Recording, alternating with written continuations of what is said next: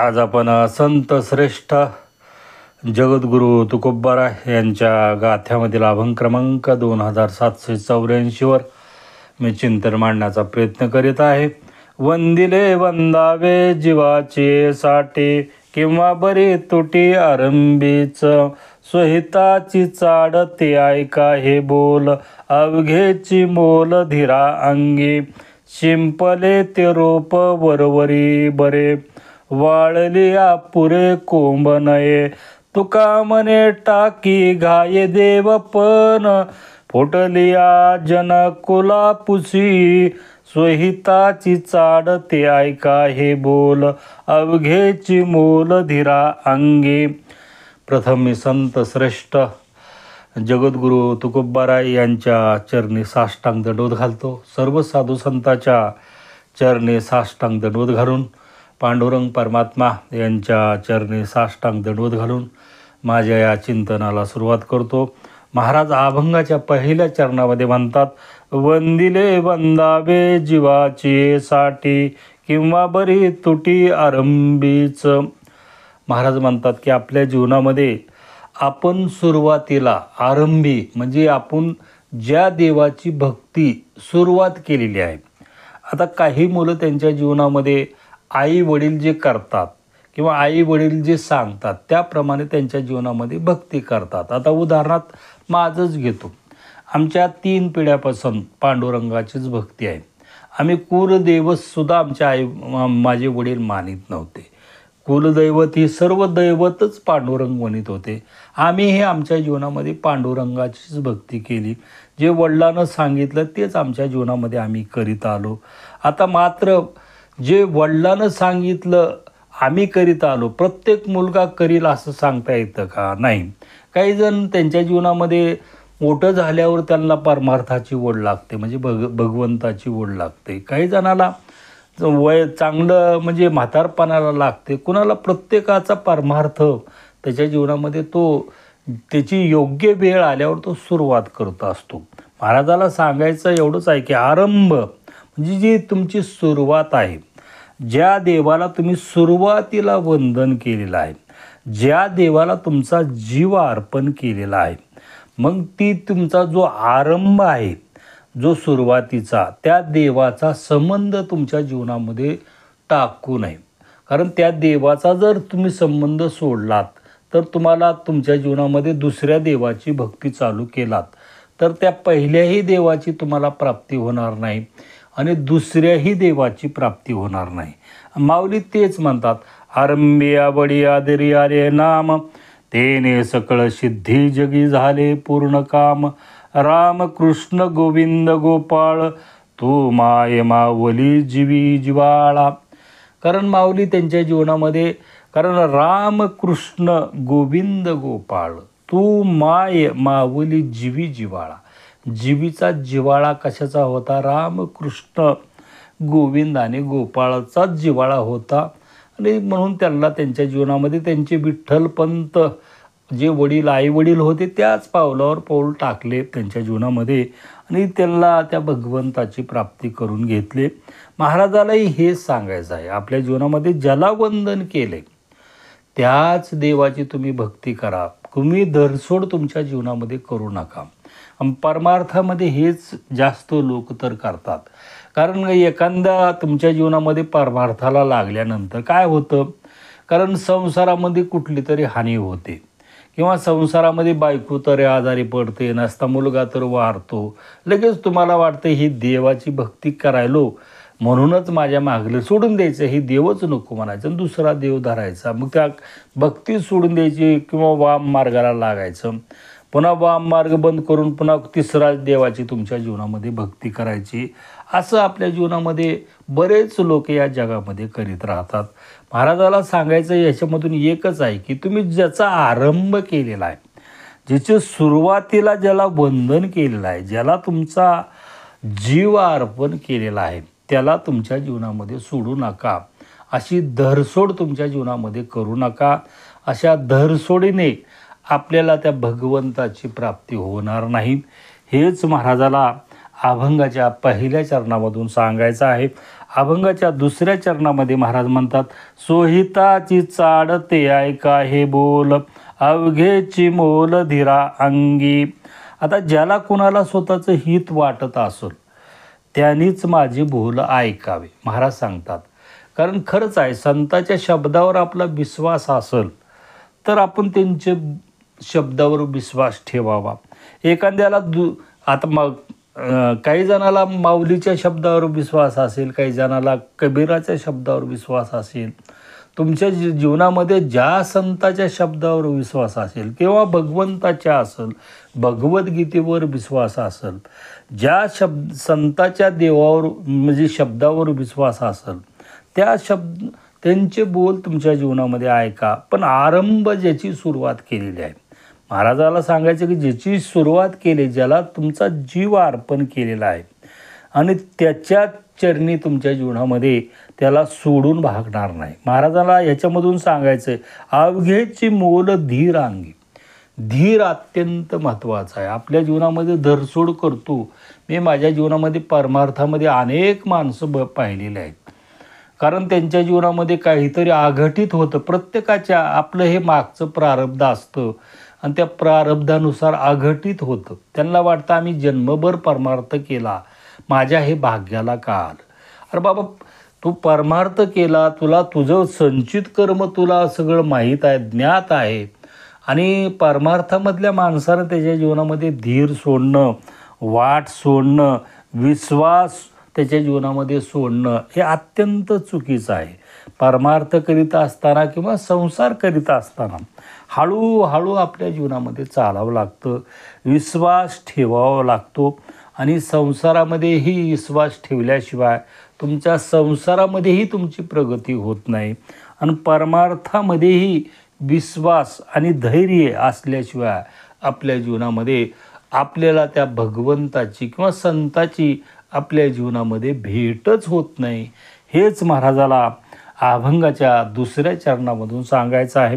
अभंगाच्या तिसऱ्या चरणामध्ये महाराज म्हणतात, शिंपले ते रोप वरवरी बरे, वाळलिया पुरे कोंभ नये. आता इथं महाराजांनी उदाहरण दिलेलं आहे. काय उदाहरण दिलं? महाराज सांगतात, तुम्हाला शेत पेरायचं आहे तुमच्या जीवनामध्ये. मग शेतामध्ये डोसके इतकालं तण आहे, तर तुम्हाला त्या शेतामध्ये पेरता येईल का? नाही पेरता येणार. तुम्हाला ते तण कापून घ्यावं लागेल, त्या शेताला नांगरावं लागेल, त्या शेताला पाळ्या घालावं लागतील, ते तण राहिलेलं ते बिचून काढावं लागेल. नंतर तुम्हाला त्या शेतामध्ये पेरणी करावी लागेल. रोप टाकून असं चालणार नाही तुमच्या जीवनामध्ये. बी शिंपून तुमच्या जीवनामध्ये भागणार नाही. महाराज ते इथं सांगतात की तुमचं तण डोसक्या इतकाला आहे आणि त्या डोसक्या इतक्याला तण न काढता तुम्ही त्या सर्व रानामध्ये बी शिंपडलेलं आहे. आता ते बी काय होणार आहे? एक तर जमिनीलाही पडणार नाही, तेवढा जमिनीचा अंश त्याला लागणार आहे. ती जी बी उगवणार आहे ती कोंब उगवणार आहे, कुचून उगवणार आहे. त्याच्यामध्ये उगवण्याची सुद्धा शक्ती त्याच्या जीवनामध्ये राहिलेली नाही. असं ते कोंब बाहेर येणार आहे. मग ते आल्यावर ते टिकणार आहे का? मग तुम्ही त्या टिकण्यासाठी त्याला कितीही ते वाळलेलं जी बी आहे किंवा ती रोप आहे त्या कोंबाला पाणी घालण्याचा प्रयत्न केला, ते रोप जगणार आहे का? अजिबात जगणार नाही. याच्यामधून महाराजाला सांगायचं काय? आपण परमार्थाला लागलो, आपल्या जीवनामध्ये थोडं बहुत आपल्याला 4 अभंग येऊ लागले, ज्ञानेश्वरी थोडी थोडी कळू लागली किंवा एखादा कीर्तन करून आलेला आहे. आपल्या जीवनामध्ये हे अहंकार आहे, हे विकार आहेत आपल्या अंतःकरणामध्ये. हे विकाराचं रोप आपल्याला काढावं लागेल.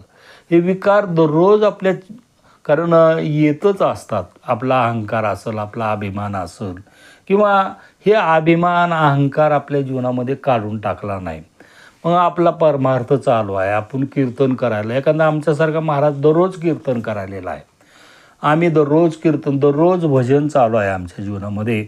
आणि हे रोप जर आमच्या जीवनामध्ये असतील, म्हणजे हे बी सगळं जे, कारण शेत साफ केलेलं नाही, अंतःकरण निर्मळ केलेलं नाही, तर काय होणार आहे आपल्या जीवनामध्ये? ते भगवंत नामाचं जे बी तुम्हाला टाकायचं आहे अंतःकरणामध्ये, त्या कोंबाला तुमच्या जीवनामध्ये पाणी घालायचं आहे भगवंत नामाच्या.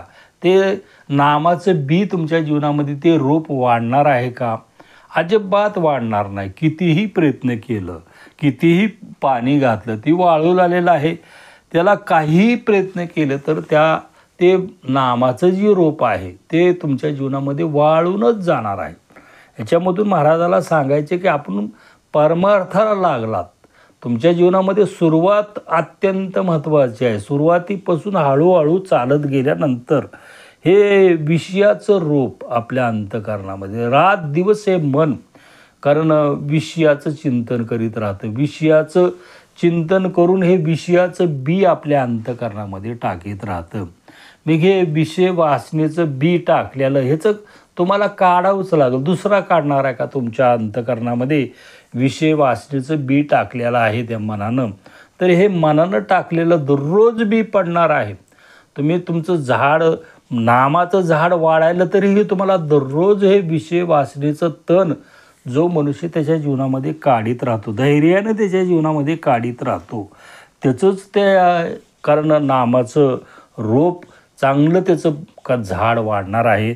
त्याच झाडाला फळं लागणार आहेत आणि त्या झाडाचे फळं तुमच्या जीवनामध्ये चाकाय तुमच्या जीवनामध्ये मिळणार आहेत, असं महाराज अभंगाच्या 3ऱ्या चरणामध्ये सांगतात. अभंगाच्या शेवटच्या चरणामध्ये महाराज म्हणतात, तुका म्हणे टाके घाये देव पण फुटलिया जनकुला पुसी. इथेही महाराजांनी सुंदर उदाहरण दिलेलं आहे. कारण महाराज सांगतात की एखादा मूर्तिकार त्याच्या जीवनामध्ये मूर्ती घडवितो. आता त्या मोठ्या मोठ्या शिळा असतात, त्या मशीननं शिळा कट करून काढल्या जातात. आता मशीनचाही घाव त्या शिळेनं सहन केलेला आहे.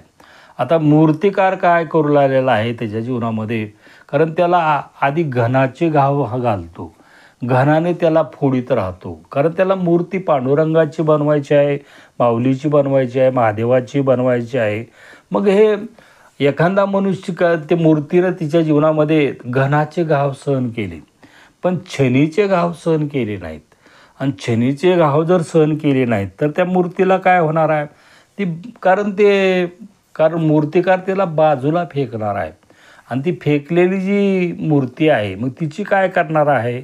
महाराजांनी इथं उदाहरण दिलं, फुटली या जन कुला पुसी. कुला म्हणजे ते शौचालयामध्ये वापरणार आहेत. महाराज म्हणतात तिथं विष्ठा आहे, विष्ठा पुसली जाणार आहे. रात दिवस तिचा संबंध त्या विष्ठेची येणार आहे. कारण का? तिनं छनीचे घाव सहन केलेले नाहीत. ह्याच्यामधून महाराजाला सांगायचं काय? कारण परमार्थाला या जगामध्ये कोट्यावधी लोक लागतात, पण त्यांचा अहंकार वाढत राहतो. थोडंही 4 अभंग आले म्हटलं किंवा आम्हाला एखाद्याला चांगलं गाता आलं, लोकांनी स्तुती केली की आमचा अहंकार वाढतो. आम्ही महाराज झालो, महाराजाचाही अहंकार वाढतो. हे अहंकार वाढत असतो. म्हणजे छोटे छोटे आपल्या जीवनामध्ये परमार्थ करतो. सगळे लोक परमार्थ करायलेले आहेत. त्यांच्या जीवनामध्ये परमार्थ करीत नाही असा एकही मनुष्य नाही. परमार्थ करीत असताना जे आपल्या चुका होतात ते महाराज सांगतात की आपला जो अहंकार आहे, आपला जो अभिमान आहे, आपला जो गर्व आहे, ते मग हे बारक्या जी छनीचे घाव, कारण समोरचा माणूस तुमचा अहंकार पाहतो, तुमचा गर्व पाहतो, तुम्हाला बोलतो, मग हे बारके छनीचे घाव सहन करायची ताकद नाही. याच्यावर सत्य उदाहरण देतो. आमच्या गावामध्ये 3 सप्ते होतात. एक महादेवाचा सप्ताह होतो, दुसरा मारुतीचा म्हणजे तोही महादेवाचाच आहे, एक विठ्ठल रुक्मिणीचा सप्ताह होतो. आता शिवनाम सप्त्यामध्ये तिथं शिवाचेच अभंग घेतले जातात. आम्ही त्याही 3ही सप्त्याला राहतो मी. मग तिथं शिवाचे अभंग घेतलेले आहेत. महाराज पूर्ण तिकडं ज्ञानेश्वर महाराज कीर्तन पूर्ण त्याच्या जीवनामध्ये घेतलेला शिवाचा अभंग आहे, पण कीर्तन सगळं माऊलीवर बोलालेलं आहे. म्हणजे वारकरी संप्रदायाचं निरूपण मांडलेलं आहे. आणि प्रमाण द्या म्हणून आला त्यावेळेस. आता प्रमाण मग माईकच्या शेजारी मी होतो, त्याला विचारलं, बाबा इथं आता ही तर प्रमाण द्या मानले तर आपल्याला शिवाचे अभंग येत नाहीत, तर आपण वारकरी प्रमाण म्हणजे इकडं आपल्या संप्रदायाचं प्रमाण दिलं तर चालेल का? तो चालतो म्हणला. मग मी आपलं दिलं तुकाराम महाराजाच्या अभंगाचं प्रमाण. त्यानं बंद केलं. हे नाही चालत मला, तुमच्या संप्रदाय म्हणजे तुमच्या संप्रदायापर्यंत तो आला. पण मी म्हणलं, महाराज तुम्ही तर सगळं माऊलीबद्दल बोलालात, मला अधिकार आहे म्हणतो. आता त्याला अधिकार आहे, मग माऊलीचं बदल त्यानं बोलतो आणि मी जगद्गुरू तुकोबारायच्या अभंगाचं प्रमाण त्याला का चालत नाही त्याच्या जीवनामध्ये? कारण त्याचा अहंकार, त्याचा अभिमान, त्याचा ताटा त्याला आडवा येतो, म्हणून त्याची माती होते. म्हणून महाराज सांगतात की तुमच्या जीवनामध्ये एकतर सुरुवात अत्यंत महत्त्वाची, आरंभ, ज्याला वंदन केलेलं आहे, ज्याला तुमचा जीव अर्पण केलेला आहे. आणि दुसऱ्या चरणामध्ये सांगतात की तुमचं धैर्य अत्यंत महत्त्वाचं आहे. कारण संसारामध्ये अनेक घटना होतात, बायको मरते, मुलगा मरतो परमार्थामध्ये लागलेल्या, कारण देव तुमची परीक्षा घेत असतो. त्या परीक्षेमध्ये उत्तीर्ण होवं लागतं. कारण सोन्याला कस जी त्याला 1000 वेळेस त्याला अग्नीची परीक्षा द्यावी लागते, तसं तुम्हाला भगवंताची प्राप्ती करण्यासाठी 1000 वेळेस तुमच्या जीवनामध्ये परीक्षा द्याव्या लागतात. त्या परीक्षेमध्ये उत्तीर्ण होवं लागतं. त्याच्यासाठी धैर्य लागतं आणि धैर्य असल्याशिवाय आपल्याला त्या भगवंताची प्राप्ती होत नाही. असं या अभंगावर माझ्या बुद्धिमत्तेप्रमाणे, माझ्या ज्ञानाप्रमाणे मी चिंतन मांडण्याचा प्रयत्न केला. झालेलं चिंतन सद्गुरू चिन्मयानंद स्वामी, जगद्गुरू तुकोबाराय, पांडुरंग परमात्मा, तुम्ही सर्व प्रिय आत्मा, तुमच्या चरणी हे शब्दरूपी भावपुष्प अर्पण करून माझ्या अल्पशा सेवेला पूर्णविराम. तुकाराम तुकाराम तुकाराम. बोला पुंडलिक गौरदेव हरी विठ्ठल श्री ज्ञानदेव तुकाराम.